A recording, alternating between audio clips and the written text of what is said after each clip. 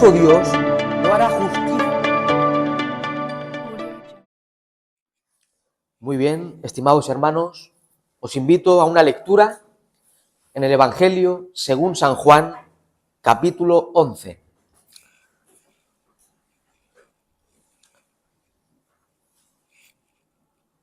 Evangelio según San Juan, capítulo 11.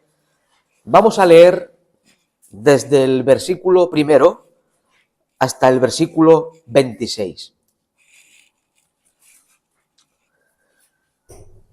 Dice así la santa palabra del Señor. Evangelio de Juan, capítulo 11, versículo primero, dice así: Estaba entonces enfermo uno llamado Lázaro, de Betania, la aldea de María y de Marta su hermana. María, cuyo hermano Lázaro estaba enfermo, fue la que ungió al Señor con perfume y le enjugó los pies con sus cabellos.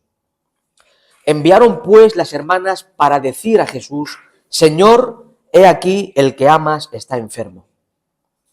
Oyéndolo Jesús, dijo: Esta enfermedad no es para muerte, sino para la gloria de Dios, para que el Hijo de Dios sea glorificado por ella. Y amaba Jesús a Marta, a su hermana y a Lázaro. Cuando oyó pues que estaba enfermo, se quedó 2 días más en el lugar donde estaba. Luego, después de esto, dijo a los discípulos: Vamos a Judea otra vez. Le dijeron los discípulos: Rabí, ahora procuraban los judíos apedrearte, ¿y otra vez vas allá? Respondió Jesús: ¿No tiene el día 12 horas? El que anda de día no tropieza, porque ve la luz de este mundo. Pero el que anda de noche tropieza, porque no hay luz en él. Dicho esto, les dijo después: Nuestro amigo Lázaro duerme, mas voy para despertarle. Dijeron entonces sus discípulos: Señor, si duerme, sanará. Pero Jesús decía esto de la muerte de Lázaro, y ellos pensaron que hablaba del reposar del sueño. Entonces Jesús les dijo claramente: Lázaro ha muerto, y me alegro por vosotros de no haber estado allí para que creáis, mas vamos a él. Dijo entonces Tomás, llamado Dídimo, a sus condiscípulos: Vamos también nosotros, para que muramos con él. Vino pues Jesús y halló que hacía ya 4 días que Lázaro estaba en el sepulcro. Betania estaba cerca de Jerusalén, como a 15 estadios. Y muchos de los judíos habían venido a Marta y a María para consolarlas por su hermano. Entonces Marta, cuando oyó que Jesús venía, salió a encontrarle, pero María se quedó en casa. Y Marta dijo a Jesús: Señor, si hubieses estado aquí, mi hermano no habría muerto. Mas también sé ahora que todo lo que pidas a Dios, Dios te lo dará. Jesús le dijo: Tu hermano resucitará. Marta le dijo: Yo sé que resucitará en la resurrección, en el día postrero. Aquí viene el texto clave, versículo 25. Le dijo Jesús: Yo soy la resurrección y la vida. El que cree en mí, aunque esté muerto, vivirá. Y todo aquel que vive y cree en mí, no morirá eternamente. ¿Crees esto? Hasta aquí la lectura de la santa palabra del Señor. El evangelista San Juan, en su evangelio, nos presenta alrededor de 7 milagros. 7 milagros realizados, obrados por el Señor Jesucristo. El apóstol Juan llama a esos milagros señales, ya que eran obras portentosas, milagros extraordinarios que de alguna forma revelaban la identidad de Jesús. Jesús era el Mesías prometido en las Escrituras del Antiguo Testamento. Y según la profecía de Isaías 35 y otros pasajes del Antiguo Testamento, el Mesías haría grandes señales, prodigios en medio del pueblo hebreo. Y Juan, el autor de este evangelio, va a presentarnos a lo largo de este evangelio 7 señales, 7 milagros obrados por Jesús.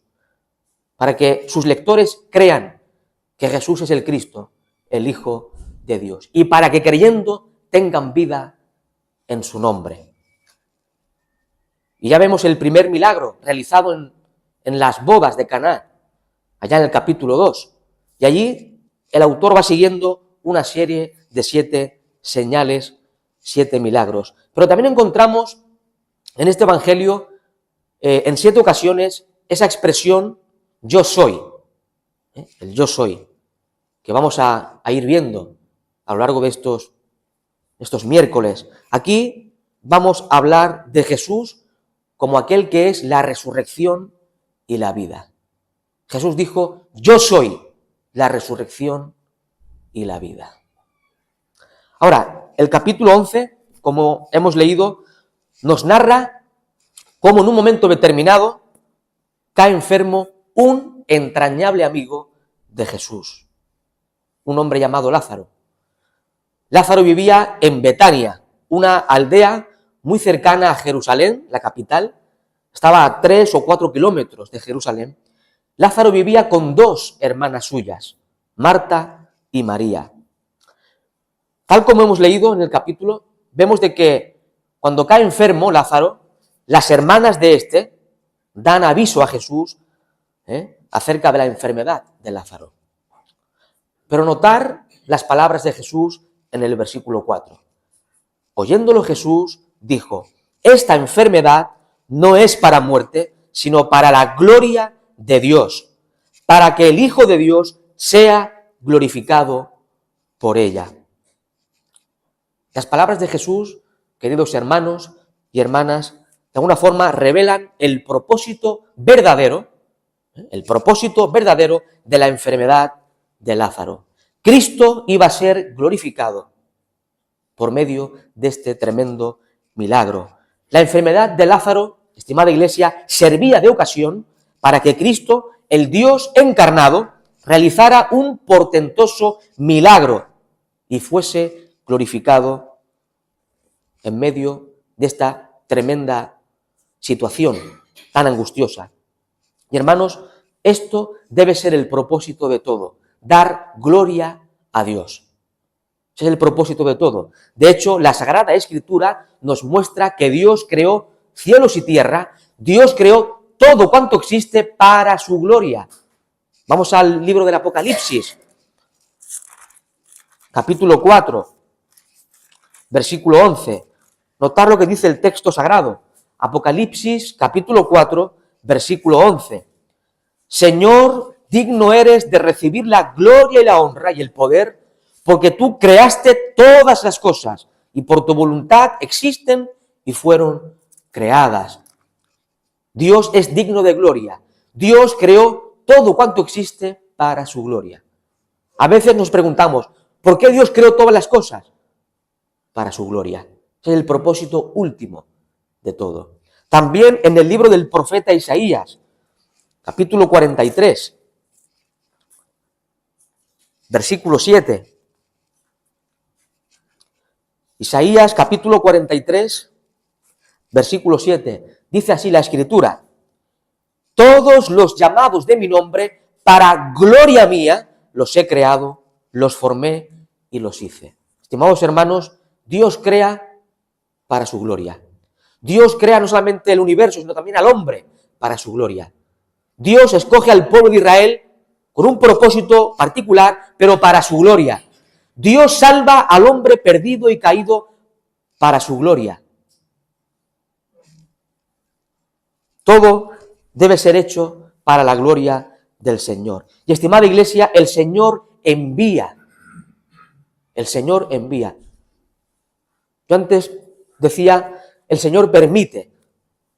Más bien el Señor envía. Literalmente, el Señor envía las pruebas a nuestras vidas y permite las aflicciones en su infinita sabiduría, en nuestra experiencia, ¿verdad?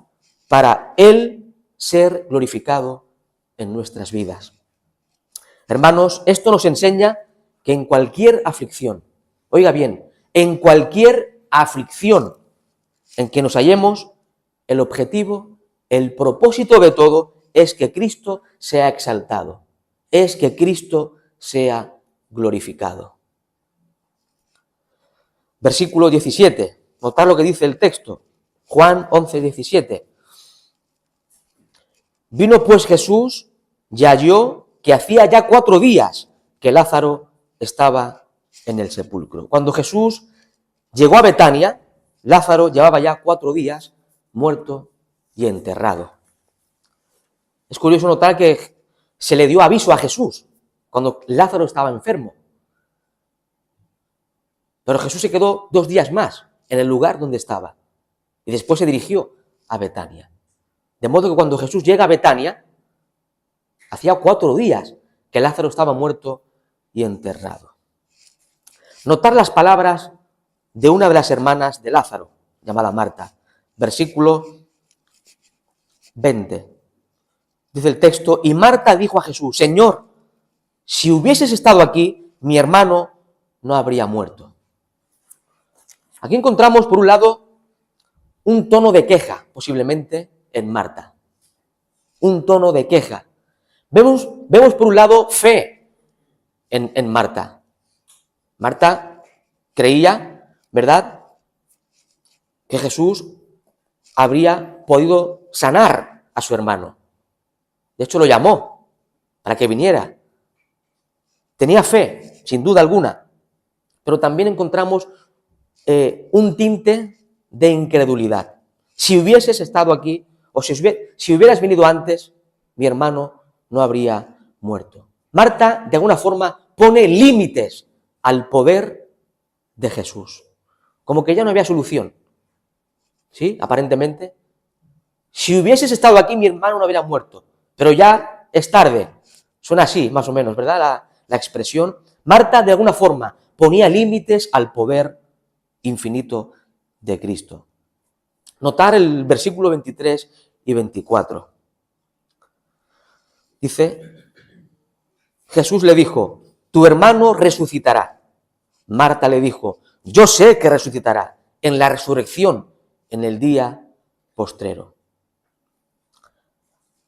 Marta era judía, ¿verdad? Pertenecía al pueblo de Israel. Era conocedora de la teología hebrea. Conocía la doctrina de los hebreos.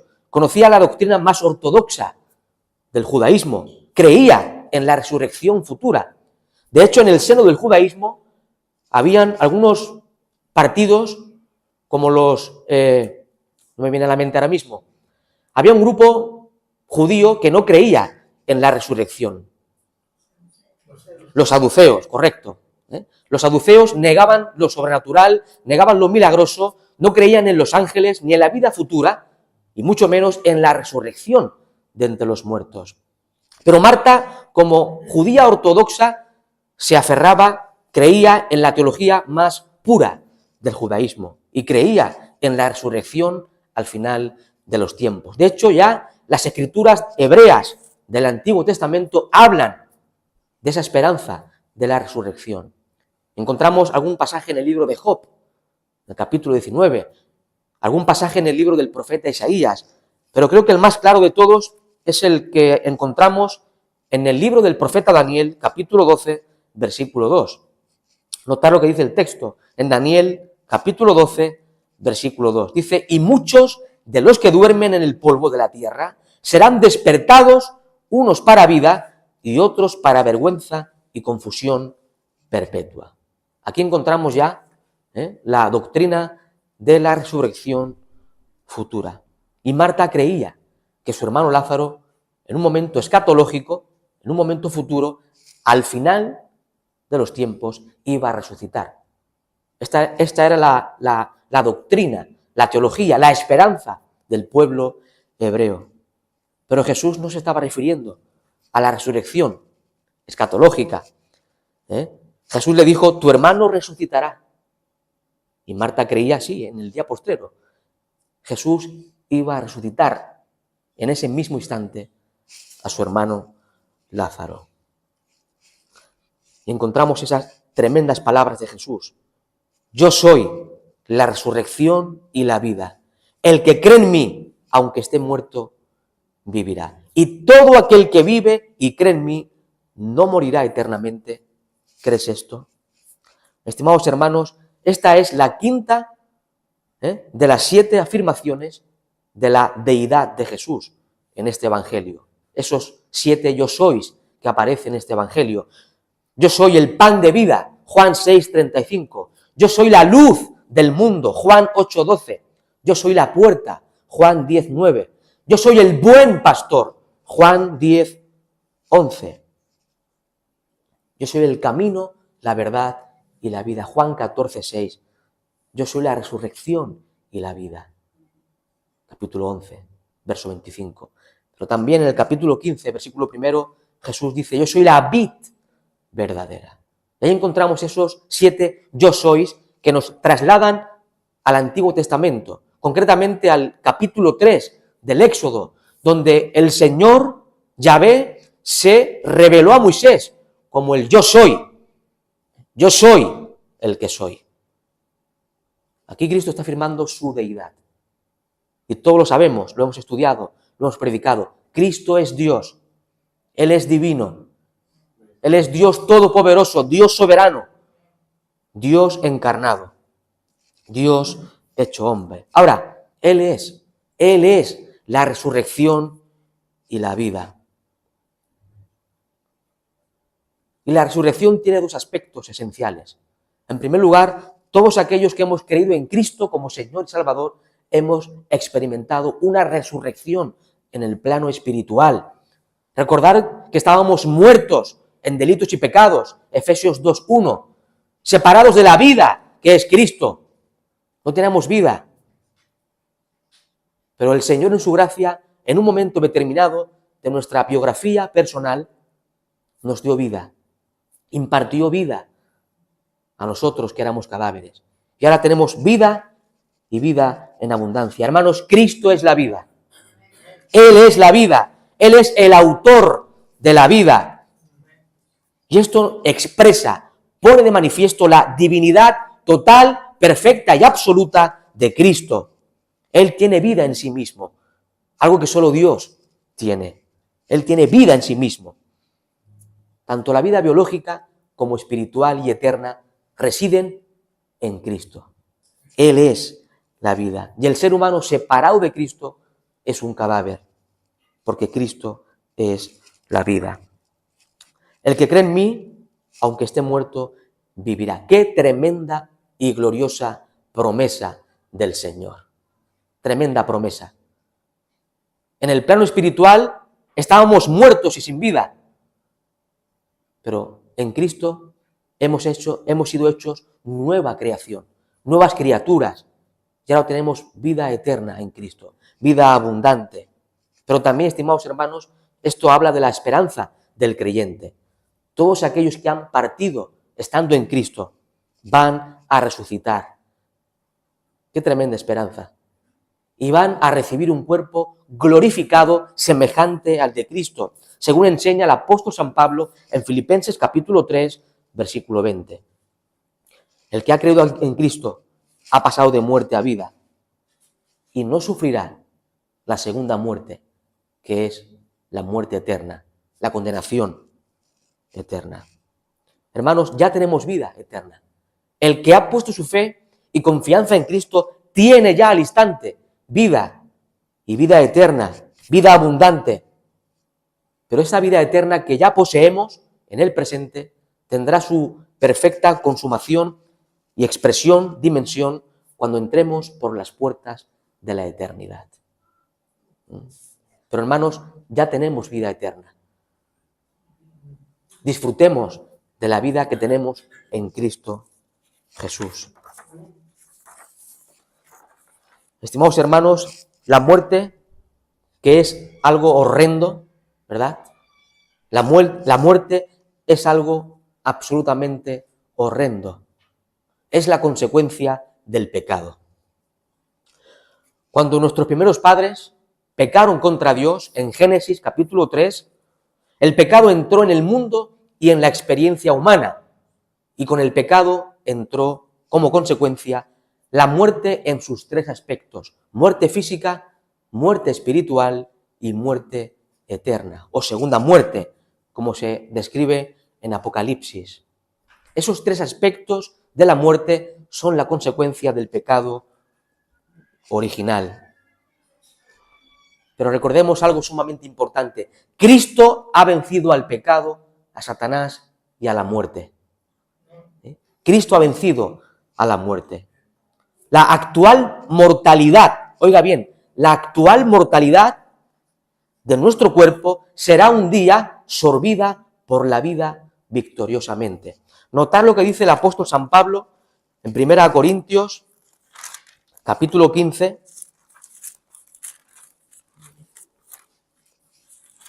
Primera Corintios, capítulo 15, versículos 54 y 55. Notad lo que dice la Escritura. 1 Corintios 15, 54 y 55. Y cuando esto corruptible se haya vestido de incorrupción y esto mortal se haya vestido de inmortalidad, entonces se cumplirá la palabra que está escrita: sorbida es la muerte en victoria. ¿Dónde está, oh muerte, tu aguijón? ¿Dónde, oh sepulcro, tu victoria? Ya que el aguijón de la muerte es el pecado y el poder del pecado la ley. Mas gracias sean dadas a Dios que nos da la victoria por medio de nuestro Señor Jesucristo. La muerte será sorbida, concretamente en un momento escatológico, cuando recibamos cuerpos glorificados, para nunca más volver a morir. Cristo es la resurrección y la vida. Y aunque la muerte es algo horrendo, encontramos unas tremendas palabras del apóstol Pablo en Filipenses capítulo 1. Para mí el vivir es Cristo y el morir ganancia. Porque morir, partir de este mundo implica estar en la presencia misma del Señor Jesucristo.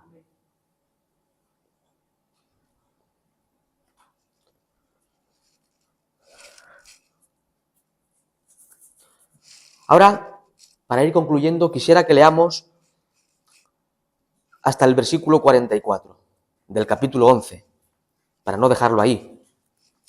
Versículo 27 al 44, dice así, del capítulo 11 de San Juan. Le dijo: sí, Señor, yo he creído que tú eres el Cristo, el Hijo de Dios, que has venido al mundo. Habiendo dicho esto, fue y llamó a María, su hermana, diciéndole en secreto: el Maestro está aquí y te llama. Ella, cuando lo oyó, se levantó deprisa y vino a él. Jesús todavía no había entrado en la aldea, sino que estaba en el lugar donde Marta le había encontrado.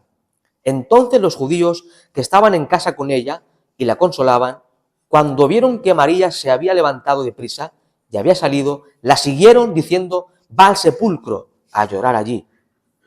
María, cuando llegó a donde estaba Jesús, al verle se postró a sus pies, diciéndole: Señor, si hubieses estado aquí, no habría muerto mi hermano. Jesús entonces, al verla llorando, y a los judíos que la acompañaban, también llorando, se estremeció en espíritu y se conmovió. Y dijo: ¿dónde le pusiste? Le dijeron: Señor, ven y ve. Versículo 35. Jesús lloró. Tremendas palabras. Jesús lloró. Aquí vemos que Jesús también es verdadero hombre. Jesús experimentaba lo que todo ser humano experimenta: tristeza, aflicción, tentación, etcétera, etcétera. Jesús lloró al ver cómo sufre el ser humano por la pérdida de un ser querido. Todo esto como consecuencia del pecado. Jesús lloró. Versículo 36. Dijeron entonces los judíos: mirad cómo le amaba. Y algunos de ellos dijeron: ¿no podía este que abrió los ojos al ciego haber hecho también que Lázaro no muriera? Jesús, profundamente conmovido otra vez, vino al sepulcro.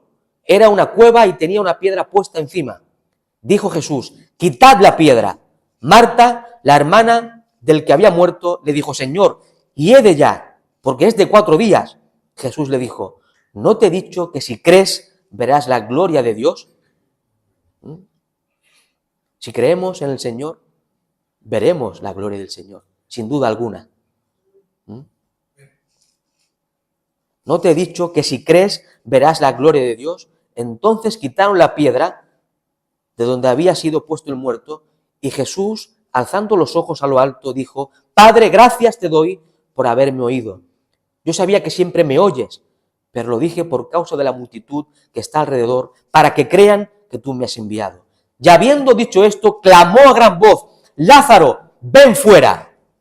Y el que había muerto salió, atado las manos y los pies con vendas y el rostro envuelto en un sudario. Jesús les dijo: desatadle y dejadle ir. Qué tremenda escena, ¿verdad? Sublime escena. Hermanos, a la voz soberana de Cristo, Lázaro, después de estar 4 días muerto en el sepulcro, resucitó. Tremendo milagro. Y uno se pregunta, ¿por qué 4 días? Muy sencillo. En el pensamiento judío de aquella época, ellos, los hebreos, entendían, comprendían, que cuando un ser humano moría, el alma del muerto quedaba 3 días al lado del cuerpo, y que al tercer día el alma ya era imposible regresar al cuerpo. Era imposible un milagro. Era imposible que un muerto volviera a la vida ya en el 4.º día.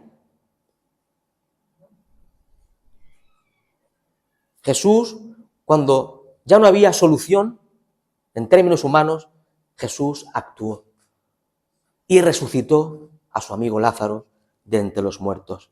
No hizo mucho escándalo el Señor Jesucristo, solamente con su voz soberana y omnipotente.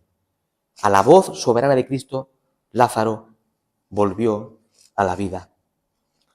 Decía San Agustín de Hipona, teólogo del siglo V, unas palabras interesantes. Decía que Cristo tuvo que llamar a Lázaro por su nombre, porque si no hubiese llamado a Lázaro, todos los muertos de todos los sepulcros hubieran levantado de la muerte a la voz soberana de Cristo. Si Cristo no dice Lázaro, todos los muertos salen de las tumbas por la poderosa palabra de Cristo. Sin duda lo creo. Cristo creó todo. Dios creó todo con su palabra. Él sustenta todas las cosas con su palabra. Y aquí vemos a Cristo con su palabra resucitando a un muerto. Tremendo milagro. Hermanos, en este pasaje, en esta historia, vemos que Cristo es el soberano. ¿Sí?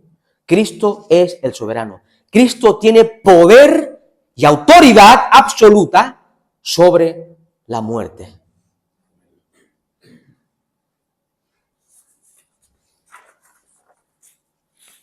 En este pasaje, queridos hermanos, aprendemos que los momentos difíciles de aflicción y dolor, cuando parece que no hay solución por ningún lado, el Cristo omnipotente, el Cristo soberano, está en control de todo.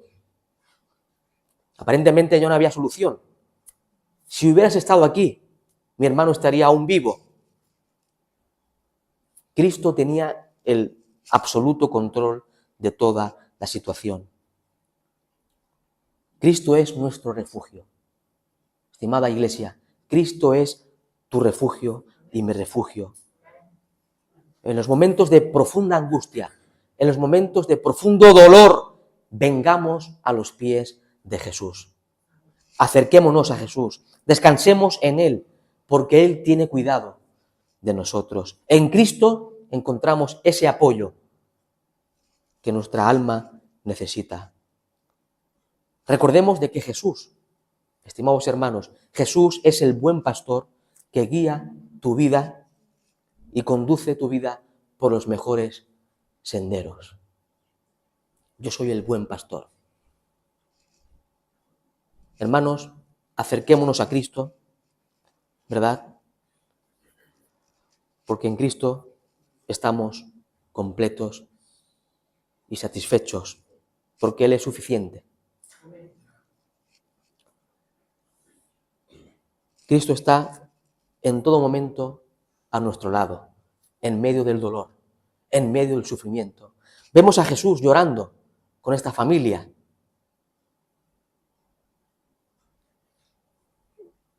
vemos a un Jesús cercano. En la mentalidad griega, en el pensamiento griego, Dios era algo impasible, inmutable en el sentido de estático, pero en las Escrituras encontramos a Jesús, el Dios hecho hombre, que se compadece de aquellos que sufren en este mundo. Jesús tuvo compasión de estas hermanas de Lázaro, de la situación en la cual atravesaban. Y aquí encontramos de que Cristo, quien es Dios todopoderoso y también perfecto hombre, Dios encarnado, se compadece de nuestras debilidades. Él no es impasible. Él se compadece de tu dolor, de tu miseria, de tu angustia. Y hermanos, esto trae consuelo a nuestras vidas.